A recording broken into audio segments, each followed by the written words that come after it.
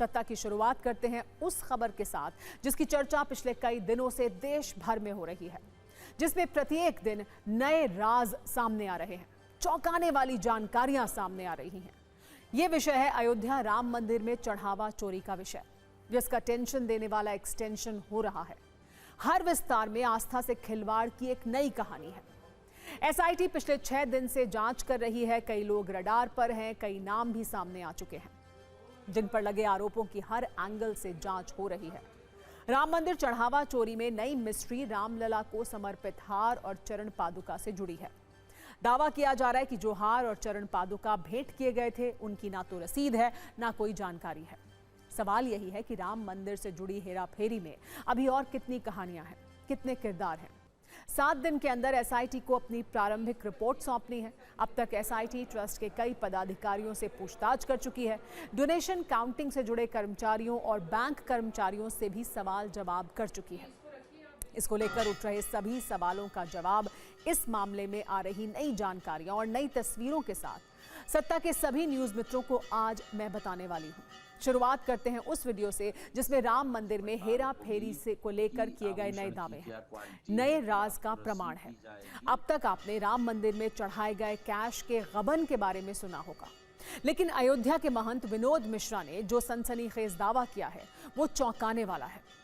उनका कहना यह है कि हार और चरण पादुका की रसीद भी नहीं मिली है। उन्होंने ये भी दावा किया है कि चांदी का हार और चरण पादुका मंदिर में पुजारियों को दिए गए थे। विनोद मिश्रा का दावा इसके बदले में उन्हें कोई रसीद नहीं मिली है। यह भी कहा है कि टिन्नू यादव से कई महीनों तक रसीद और फोटो मांगी, लेकिन उन्हें नहीं दिया गया। टिन्नू यादव महीनों तक टालता रहा और बाद में बताया कि हार और चरण पादुका को बेंगलुरु में गला दिया गया है। आपको बता दें, दावे के अनुसार 30 अक्टूबर 2025 को रामलला को लगभग 1.25 किलो चांदी का हार और करीब 300 ग्राम वजन की चांदी की चरण पादुका समर्पित की गई थी। आप सुनिए रामलला को हार और चरण पादुका को लेकर क्या दावे किए जा रहे हैं। आपसे एसआईटी ने सवाल जवाब किए हैं, क्या थे वो सवाल जवाब? और मेरा सबसे पहला सवाल आपसे ये है कि आपसे सवाल जवाब क्यों? आपकी भूमिका क्या है? क्या आपका मंदिर आना जाना है? हमारे शिष्य हैं अजय विश्वकर्मा जी, ये मुंबई में अपना कारोबार करते हैं। अच्छा। इन्होंने राम जी के लिए खूब सुंदर हार और चरण पादुका इन्होंने बनवाई कि भगवान का श्रृंगार होगा। अयोध्या जी में हमारे माध्यम से टिन्नू से संपर्क किया गया, क्योंकि टिन्नू अंदर का सारा कार्य वही देखते हैं। तो टिन्नू के माध्यम से ये सारे आभूषण 30 अक्टूबर 2025 को दिन में 11 बजे के आसपास मंदिर में भेंट कर दिया गया।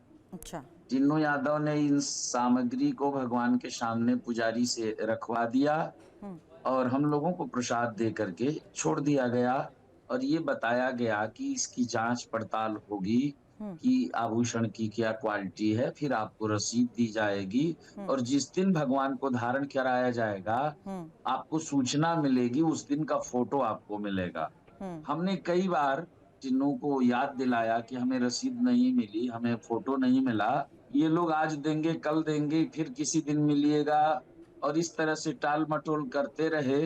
अभी एक दिन हमारी जब भेंट हुई टिन्नू से तो हमने पूछा कि आपने रसीद और फोटो कुछ नहीं दिया, तो उन्होंने कहा कि अरे महाराज जी वो तो भूल जाइए, वो तो 2 महीने बाद बेंगलुरु भेज करके गला दिया जाता है और गला करके ईंट बना के रख दिया जाता है ना। उसका कोई प्रूफ है, मतलब कोई फोटो तक नहीं है उसकी, कोई उसका प्रूफ फोटो सीसीटीवी फुटेज में राम मंदिर प्रबंधन के पास तो है ही। अच्छा। क्योंकि मंदिर में भगवान के सामने भेंट किया गया है, वहां तो दुनिया भर के कैमरे लगे हैं। ये उस दिन का रिकॉर्ड निकालेंगे, सब कुछ मिल जाएगा। आज छठे दिन भी एसआईटी की जांच जारी है। स्टेट बैंक के 6 कर्मचारियों से पूछताछ की गई है। आउटसोर्स के भी 12 स्टाफ से सवाल जवाब किए गए हैं। ट्रस्ट के और 3 सदस्यों से भी आज पूछताछ हुई। बताया जा रहा है कि आज ही एसआईटी की टीम लखनऊ पहुंच सकती है, सीएम योगी से मिल सकती है, सीएम को प्रारंभिक रिपोर्ट सौंप सकती है। इस बीच एसआईटी की जांच में कई ऐसी जानकारियां सामने आ रही हैं जिनसे आप समझ सकते हैं कि कैसे कई महीनों से चढ़ावे में हेराफेरी की जा रही थी। ये बताया जा रहा है कि बैंक ने गिनती के लिए निजी एजेंसी को हायर किया था। निजी एजेंसी आउटसोर्सिंग से कर्मचारी भर्ती करती थी। बड़ी बात यह है कि काउंटिंग में ट्रस्टी के रिश्तेदार और परिचित भी रखे गए थे। इससे भी चौंकाने वाला दावा यह है कि प्रभावशाली लोगों की सिफारिश पर कई नियुक्तियां हुई थी। कहा जा रहा है कि प्रभावशाली लोगों की वजह से बैंक अधिकारी भी परेशान थे। कई लोगों के दबदबे की वजह से सख्ती से नियम लागू नहीं हो पा रहे थे। इसका अंजाम यह हुआ कि बैंक कर्मी अनियमितता की जानकारी पर भी चुप रहे। गिनती में रकम में अंतर आने पर भी बैंक ऑफिसर चुप रहे। अफसरों की चुप्पी का कुछ बैंक कर्मियों ने फायदा उठाया। कुछ बैंक कर्मचारियों के सीधे गड़बड़ी में शामिल होने की आशंका है। इसकी जांच हो रही है। अब तक की जांच में एक ऑफिसर समेत 3 से 4 लोगों की भूमिका संदिग्ध है। ट्रस्ट के अधिकारी का घर किराए पर लेने वाले ऑफिसर भी रडार पर हैं। ऑफिसर की भूमिका के सबूत भी मिले हैं, जिसकी पड़ताल जारी है। आज आपको यह भी जानना चाहिए कि चढ़ावा कैसे बैंक खाते तक पहुंचा था। वैसे इसी दौरान पैसे का गबन भी हुआ, हेरा फेरी हुई। पूरी प्रक्रिया आपको आइए समझाते हैं। पूरे मंदिर परिसर में करीब 40 दान पात्र हैं। ये दान पात्र जब भर जाते हैं तो खोले जाते हैं। दान पात्र खोले जाने के वक्त 4 लोगों का रहना अनिवार्य है। दान पात्र की राशि लोहे के कंटेनर में रखी जाती है। पूरी प्रक्रिया सीसीटीवी की निगरानी में होती है। दान वाले कंटेनर गणना कक्ष में लाए जाते हैं। चढ़ावे की गणना 2 पालियों में होती है। हर शिफ्ट में 20 लोग नोटों की गिनती करते हैं। नोट गिनने वाले बिना जेब के कपड़े पहनते हैं। दान को नोट, सिक्कों और आभूषण में बांटा जाता है। गणना के बाद नकदी बैंक के कंटेनर में सीलबंद होता है। दान राशि प्रतिदिन SBI की शाखा में भेजी जाती है।